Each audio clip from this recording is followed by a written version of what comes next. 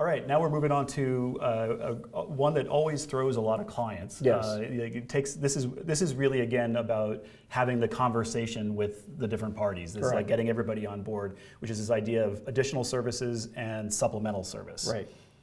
So what they did here is it used to only be called additional services, and it was all lumped in. And section 411, there's a chart, and it's got this laundry list of about 30 different types of services that are not in your basic services. And conceptually, the AIA said we're going to have basic services and additional services. And what got confusing was, well, when do we negotiate this up front? What happens if it arises on the project? So what they did is they split it. They have supplemental services, and that's this first section, and that's 4.1. And then they have additional services, which are 4.2. In 4.1, these supplemental services are ones that I like to describe in this laundry list, there's that chart, is have this discussion with your client up front. Right. In fact, I recommend, and when I teach my class, I tell my students, this is a marketing tool for you. Right. Look at all these types of services that you might want to give to your client. They don't even know about. There's marketing drawings, lead, additional models. Right. If you want to do landscape design, there's a whole host of things. Specialty interior, like specifying furniture, right. and things like that. Presenting to boards, if you have to have additional times you have to meet and present to people that are outside, and they're all listed in there. And interestingly enough, they also have things like geotech and civil and stuff that is more traditional. And they have two columns. One column says architect, the other column says owner. And you check the column who's going to do it. So you have a project, you need to have some civil work done because you need the site graded and everything else. The owner and the architect have a discussion. Who's going to handle the design side of that? Who's responsible? Traditionally, you would think that the architect would have that under their umbrella. Yeah, I'll bring in a civil engineer because I speak the language, I can bring him in, we have the contracts. But sometimes the owner may bring somebody in. And so for civil, that happens all the time. Yeah. Not a huge number of times, but probably 20% of the time Correct. or something, where because they have maybe other buildings around, or they're doing the civil work 2 years before, right. because they want to get the land ready, but they're not going to get into construction for another while. So there's all sorts of reasons why those kinds of things might make more sense to fall into different, one category or the other. Yeah, and so now we have this, and we call it supplemental because, and as I said, think about it as it's what you want to discuss and negotiate up front. Get a price point for it. Figure out how you're going to do it. How's it going to work into the schedule? All those things, you want to have that communication with the owner. I will tell you this, I had one project, geotech is one that's almost always handled by the owner. They get the guy to come in and do the soil borings and everything else. And in fact, in the B101, it says the owner will do the geotech. Yeah. But I had a client, it was a big project, it was about an $80 million project, and he wanted nothing to do with geotech. And so we had that discussion, and I said, we got to go back to make sure the architect understands that because that's not in the agreement we signed. And so we went back and did a modification. And so sometimes you may have an owner thinking the architect's going to handle it, and if that discussion didn't happen, that's when you get to the end of the project saying what happened. So this is the supplemental, is the upfront discussion. So there's the basic services, which are the owner is going to give you a bunch of information about surveys and soils and stuff of the site, their program, hopefully a check to start things off. Yes. There's going to be a bunch of sort of stuff that they're going to give you. Then the architect does the sort of design intent, comes up with schematic designs, develops that design, eventually does the CD sets and is getting permits and things based on all of that. But there may be other things that you want to build into that project that the owner really needs. Those are supplemental services.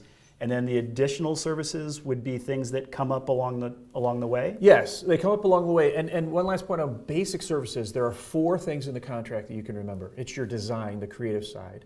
It's structural, mechanical, and electrical. Those are the 4 things that every architect under this agreement is considered basic services.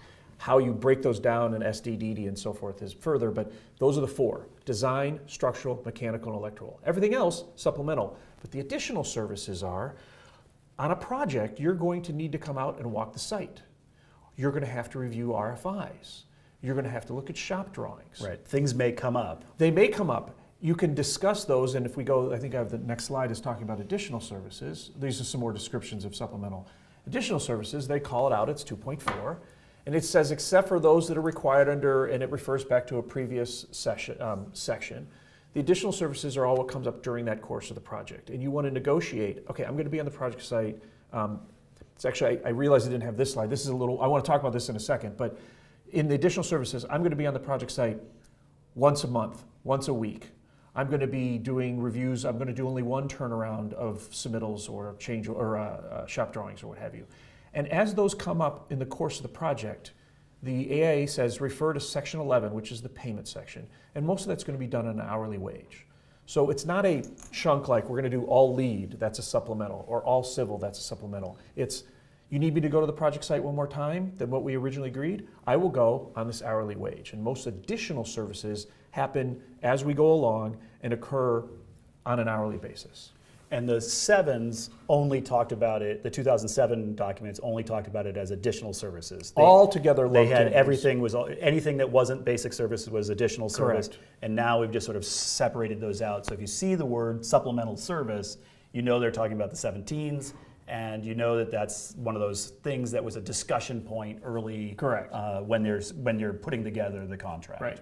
And additional service is something that has come up over time, like a code reviewer has walked through the site and says you need more ventilation, and so Yes. you have to do a redesign or something like that. Right, that's an additional service. Okay. So 424 here, let me, Yeah. if I can have a pen here. The reason why I wanted to put that slide on here is so in Exhibit 423, or Section 423, that's where you define, I'm going to do one review of shop drawings and submittals. I'm going to be on the project site twice a month, or what have you. So it says that so if they do not exceed the limits as set forth in Section 4.2.3, I went too far there. This provision kicks in. And so what this thing says is, okay, let's say that you are supposed to visit the project site, but you need to do more, and the construction service you need to provide, if it's 60 days after, if the owner comes back and says, hey, I want you to do something that is, even if it's considered a basic services, 60 days after substantial completion of the work, or after the initial substantial completion that's identified in the contract. Maybe what happens here is the project got delayed. So if we thought the project was going to finish on, say, July 1st, got delayed and didn't finish till September 1st, you can still use that July 1st substantial completion date. If the owner comes back to you and says, I need you to do electrical work, that's in your basic services. But even though it's in the basic services, it's now moved past the Once it's statute 60 of limitations. days past the Yeah. substantial completion date, then the architect, by this provision, is guaranteed to be able to bill it as an additional service. That's really interesting. And so, because what would happen is, the owner would have something come toward the end of the project. Oh, you got to fix this, you got to do that. And the architect would send a bill, and the owner would say, but this is in your basic service. You should have done this up front. I'm not paying you.